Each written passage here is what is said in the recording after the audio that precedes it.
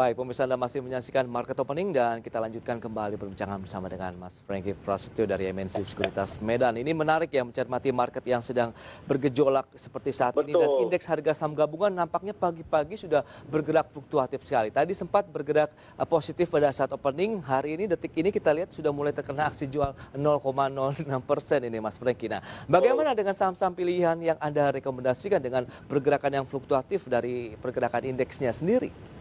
Kalau saham yang saya rekomendasikan tuh saat ini 3 Bs ya Pak ya. Oke. 3 B, jadi BBNI, Oke. BSDE dan BES. Kenapa harus 3B? Ya kebetulan namanya begitu Pak ya.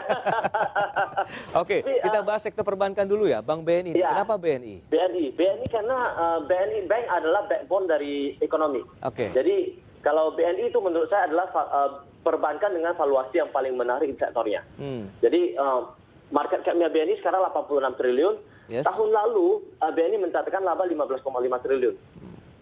Mungkin tahun ini bisa turun 30-40%, katakanlah 10 triliun. Yeah. Dengan market cap 86 triliun, laba 10 triliun, price to earning ratio-nya masih 8,6 kali. Sedangkan historical mean-nya 11 kali. Jadi sebenarnya bahkan dengan laba yang sudah turun, dan harganya kan memang sudah turun 40%. Yeah. Saat ini kita beli, kita masih punya upside potensial yang cukup besar.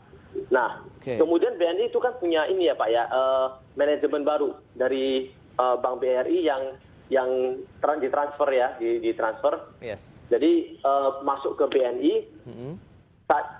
Manajemen baru di manajemen Bank Mandiri yang dulu itu kan punya track record yang sudah proven.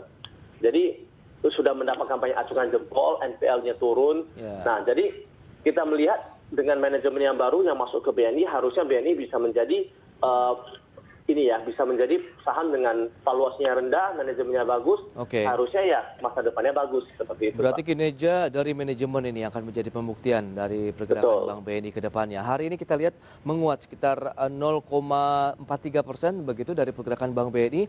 Support resisten yang mungkin perlu dicermati bagi masyarakat investor apabila memasuk, apakah current price atau buy on weakness?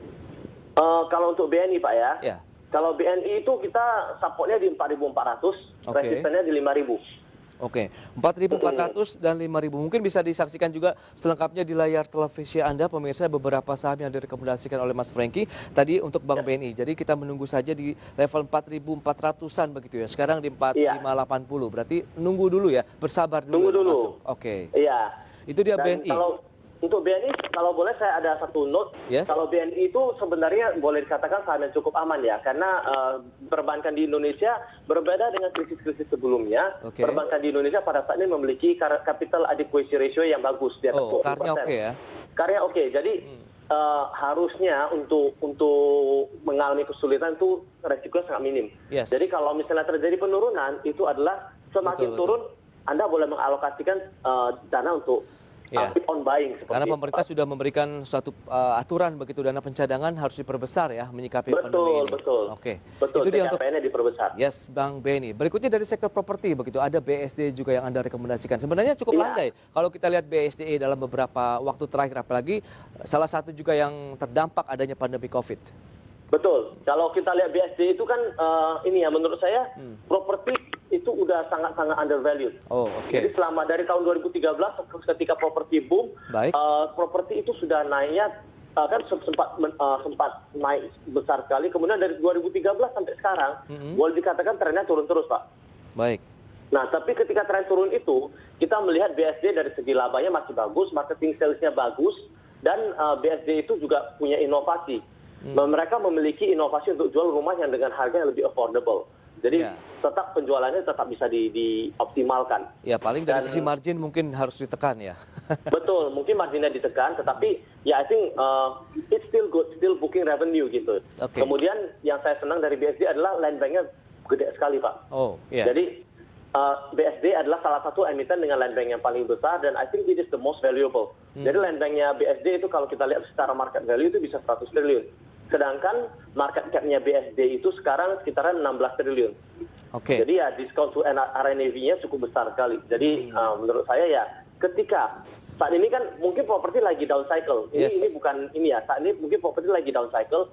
Tetapi ketika contoh ekonomi sudah membaik, harga komoditas membaik, berikutnya adalah properti.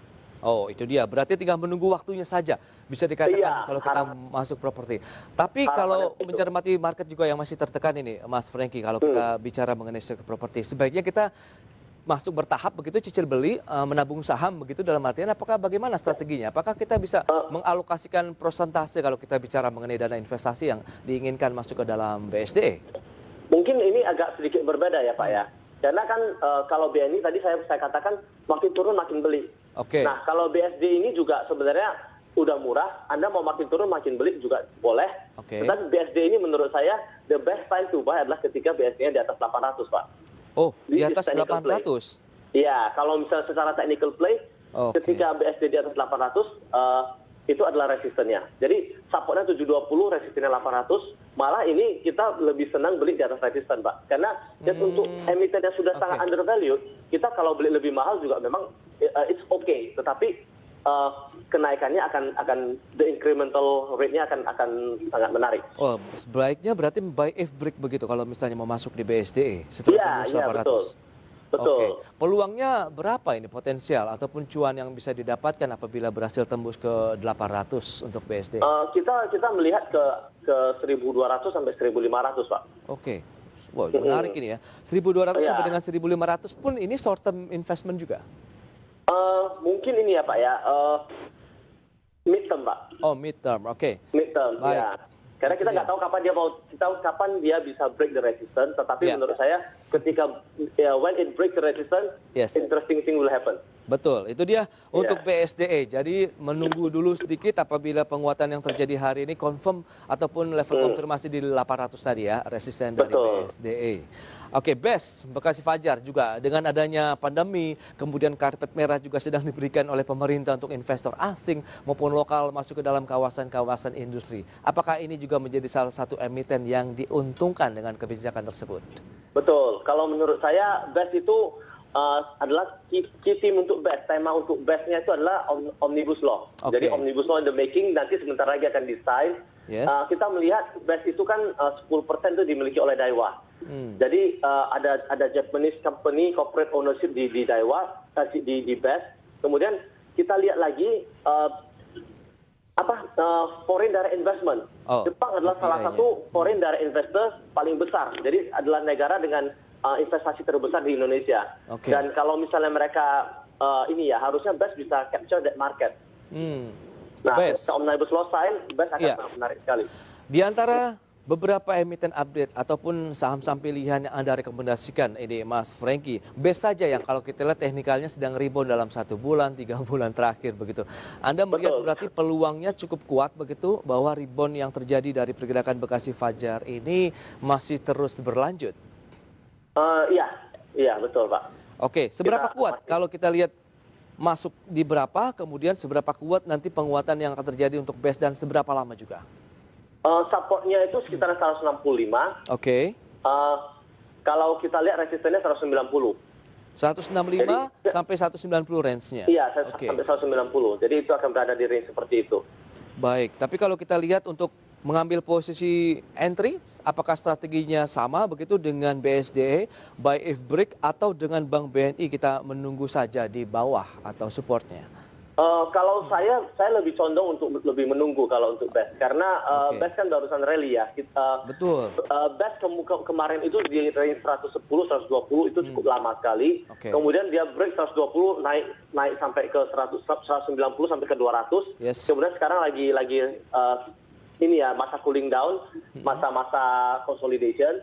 Jadi masa consolidation ini sebenarnya kita nggak tahu dia mau naik atau mau turun. Dan efeknya ketika Omnibus Law design itu, efeknya seperti apa terhadap BES kita juga masih masih meraba-raba. Jadi menurut saya kalau ada murah kita beli. Berarti menunggu saja ya di harga supportnya 165 dengan peluang dari resisten 190. Tapi short term dong kalau misalnya bicara seperti BES ini atau bagaimana? Atau menengah BES. Kalau misalnya Omnibus Law-nya sudah sign, dan efeknya bagus, itu kan permintaan akan lahan industri akan meningkat. Dan yang benar adalah harga lahannya juga pasti akan naik, Pak. Kalau permintaan naik, harga lahan juga akan naik. Jadi itu dapat double benefit untuk BES. Jadi cuman BES itu adalah satu menurut saya ya mungkin sedikit plot land banknya itu agak scattered. Mereka bukan plot land banknya ada 40 hektar di sini, 50 di sini, mereka mungkin lebih sedikit. Jadi ya mungkin itulah challenge yang dihadapi oleh BEST. Tapi menurut saya ya saat ini harganya udah murah sekali. Kemarin itu harga 1.000, sekarang harga tinggal 100-an. Betul.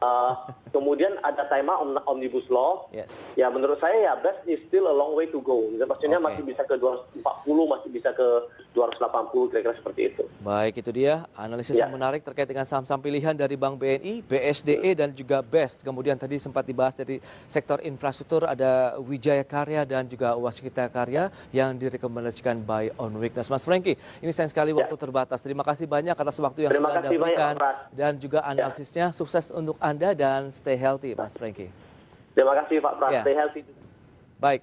Baik pemirsa, demikian perbincangan kami bersama dengan Franky Prasetyo. Beliau adalah Head of Equity Trading dari MNC Sekuritas Medan. Dan di segmen berikutnya kami masih akan kembali dengan sejumlah informasi menarik lainnya. Usai jeda berikut ini.